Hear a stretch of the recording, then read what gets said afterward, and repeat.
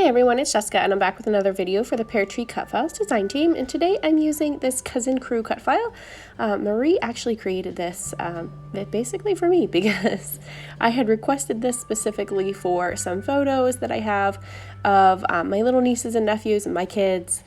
We have a lot of pictures of them together, so I thought I needed a file that says Cousin Crew that I could use, and I could use a couple of times because I have lots of photos. So I thought this would be perfect for this layout for this photo, and I am starting by just cutting my cut file in just some smooth black cardstock, and then I've pulled it off my mat, and you can see I'm using that scrap piece of paper to apply some stenciling to it with my my Dauber by Ranger that's actually for heat embossing. So that's what I'm going to do today.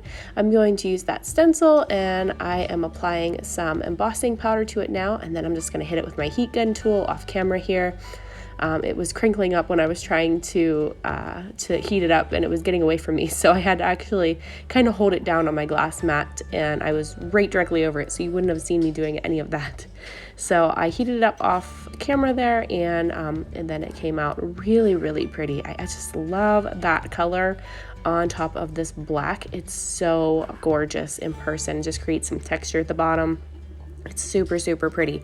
And then I'm going to use this background paper by Vicki Boutin. It's one of her newer collections, Print Shoppe, and I've just pulled out this paper. I like that it's kind of distressed with the paint splatters at the bottom, so I'm going to use that little section. And I am just backing the top manually by just applying some adhesive to the back of my letters there using my Creative Memories adhesive pen, and then I'm just trimming off the excess with my scissors. And then to get the middles of it out, I like to use my X-Acto knife for that. It's a little easier for me than trying to poke it with scissors and get in there. So I am just trimming that with my X-Acto knife. I should have pulled out my my self-healing mat, my cutting mat for underneath, but it was so quick and I was just doing a couple little sections here. I just thought it's not gonna hurt to do it on top of this, my Cricut mat and my paper there, because it wasn't actually going through that anyways, so it was fine. So then I'm going to put my negative piece in here from my O to get my center of my O in there. That's what I like to do so I can make sure everything's perfectly lined up. And then I pull out that O. I was going to originally cut that middle of the O out, but I really liked that splatter right in the middle of it, so I decided to keep it. And here's my photo of my cute little guys on the right and their cousins on the left side. Sorry about the glare on the photo from my light above. That should go away here in a second whenever I move it. And then next I am just going to back this photo. I've got my date stamp there that I just pulled my date off of the back of my photo.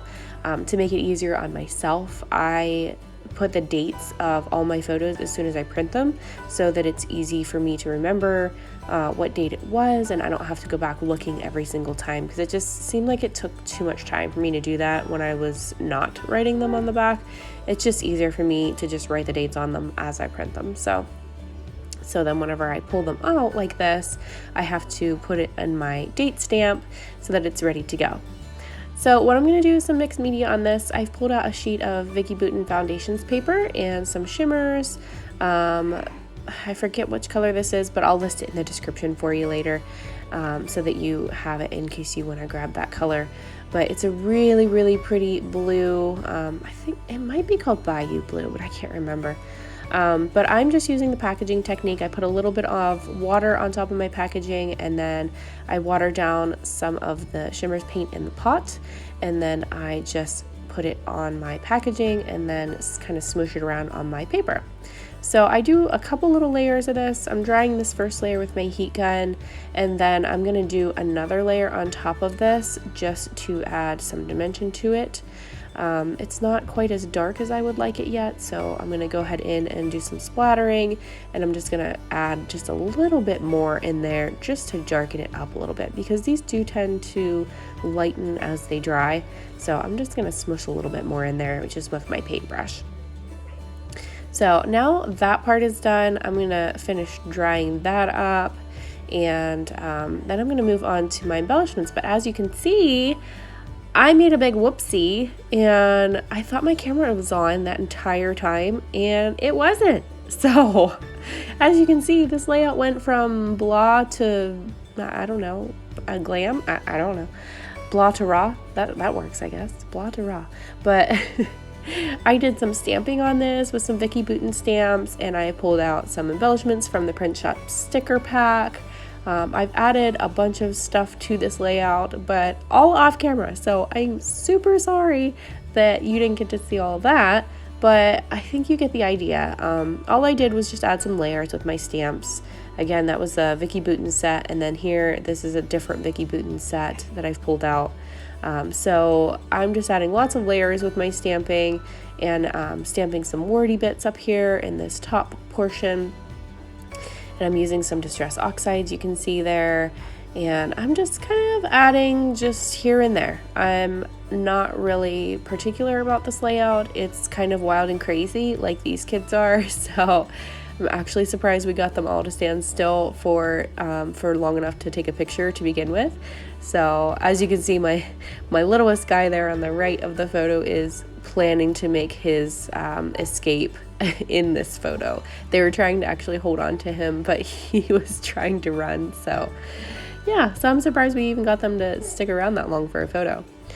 But I'm just finishing this up by just adding a couple more little wordy bits, and I'm gonna add my date stamp probably right up top underneath those little word phrases here, and then that's gonna finish this one off. So pretty easy today. I really like how this one came out, and I love this cut file by Marie. It's part of the April release, and it'll be in April 2023. So if you're looking for it on the website, just search for Cousin and it'll pop up along with another Cousin one that's really cute too. So yeah, so that's pretty much it. I'm just gonna add some doodling here around my edge, and then that's gonna do it for this one. So it's just so much fun. I love this one. I love that it's gonna be a finished one in my book. I love the photo and how this one turned out, and just I thought it was super cute. So here is the finished product and what it looks like. And I hope you guys enjoyed this video, and I hope you stop back for more. So have a fun and scrappy day. Bye guys.